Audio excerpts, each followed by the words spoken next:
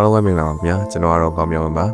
ဒီဗီဒီယိုမှာတော့ကျွန်တော်ကဒူဘိုင်းမှာဟိုတယ်ပိုင်းနဲ့အလုပ်ဝင်ကြမဲ့ brother တို့ sister တို့အတွက် interview တွေမှာမကြာခဏမေးလေးရှိတဲ့ hotel department အချို့အကြောင်းကိုပြပြပေးတော့မှာဖြစ်ပါတယ်ဗီဒီယိုလေးမစခင်မှာကျွန်တော် channel လေးကို like and subscribe လေးလုပ်ပေးခဲ့ဖို့တောင်းဆိုချင်ပါတယ်ခင်ဗျာကဲဒါဆိုရင်တော့စလိုက်ကြတာပေါ့နံပါတ်1အနေနဲ့ပြောရရင် food and beverage department ဖြစ်ပါတယ်ဒါကတော့အားလုံးသိကြတဲ့အတိုင်းဟိုတယ်မှာလာရောက်တဲခိုကြတဲ့အဲ့ဒီတွေကိုအစားအသောက်နဲ့ဖြိုရမကားတွေကို serve လုပ်ပေးရတဲ့ department တစ်ခုပဲဖြစ်ပါတယ်နံပါတ်2ကတော့ front office ပါ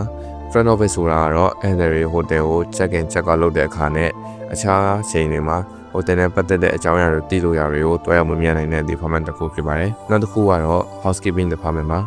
သူကတော့အဲ့ဒီတွေတဲခိုတဲ့အခန်းတွေကိုအဲ့ဒီတွေဟိုတယ်မှာရှိနေချိန်မှာရောဟိုတယ်ကနေထွက်ချိန်မှာပါတန်ရှင်းပေးရတဲ့ department တစ်ခုဖြစ်ပါတယ်။နောက်တစ်ခုကတော့ security department ဖြစ်ပါတယ်။သူကတော့ဝန်ထမ်းတွေအလုပ်ဝင်ထွက်ချိန်တွေမှာကြိုးစစ်ဆေးရမျိုးတွေလုပ်ရပြီးတော့ဟိုတယ်ရဲ့အရေးပေါ်အခြေအနေတိုင်းအတွက်အကူအညီဖို့အသင့်ရှိနေရတဲ့ department တစ်ခုဖြစ်ပါတယ်။နောက်တစ်ခုကတော့ human resource လို့ခေါ်တဲ့ HR department ပါ။ HR ကဝန်ထမ်းခန့်အပ်တာတွေပြင်လာစားနဲ့အခြားအကျိုးခံစားဝင်တွေကိုဝန်ထမ်းတွေအတွက်မြတ်တတဖြစ်အောင်စီစဉ်ပေးရမျိုးတွေဟိုတယ်ဝန်ထမ်းတွေနိုင်ငံရဲ့ဥပဒေနဲ့အညီလိုက်နာခြင်းရှိမရှိစစ်ဆေးရမျိုးတွေပြုရတဲ့ department တစ်ခုဖြစ်ပါတယ်။နောက်တစ်ခုကတော့ sales and marketing ဖြစ်ပါတယ်။ sales and marketing ကတော့ရှင်းပါတယ်။ကိုယ်မှရပြီးသား customer တွေ guest တွေကိုကိုယ်စီမှာအမြဲရှိနေအောင်တင်ထားရပြီးတော့အသက်တော့ customer တွေတိုးပွားလာအောင်လည်းဆွမ်းဆောင်ရတဲ့ department တစ်ခုဖြစ်ပါတယ်။နောက်တစ်မျိုးကတော့ engineering maintenance သူကဘယ်လိုလဲဆိုရင်ဟိုတယ်မှာရှိတဲ့စေယန္တရားတွေကိုနေရာတကျနဲ့အမှန်ကန်ကန်နဲ့ပတ်နေအောင်အမြဲတမ်းနည်းစနစ်မှန်နဲ့ထိန်းသိမ်းထားရပြီးတော့ကျွမ်းကျင်ရှိတဲ့ဆိုစေယန္တရားတွေကိုဆိုရင်လည်းအချိန်မီပြန်လည်ပြင်ဆင်ပေးရတဲ့ department တစ်ခုဖြစ်ပါတယ်ဟုတ်ကဲ့